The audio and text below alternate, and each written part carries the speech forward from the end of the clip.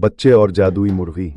एक गांव में 3 दोस्त आयशा, सारा और उमर रहते थे। वो हमेशा साथ खेलते और एक दूसरे की मदद करते थे। एक दिन जब वो खेतों में खेल रहे थे, अचानक उन्हें एक कमज़ोर और बीमार मुर्गी मिली।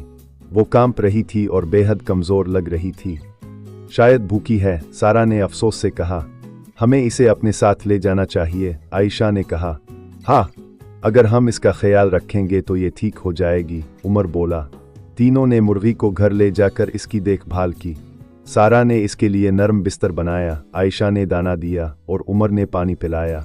कुछ दिन बाद मुर्गी सेहतमंद हो गई।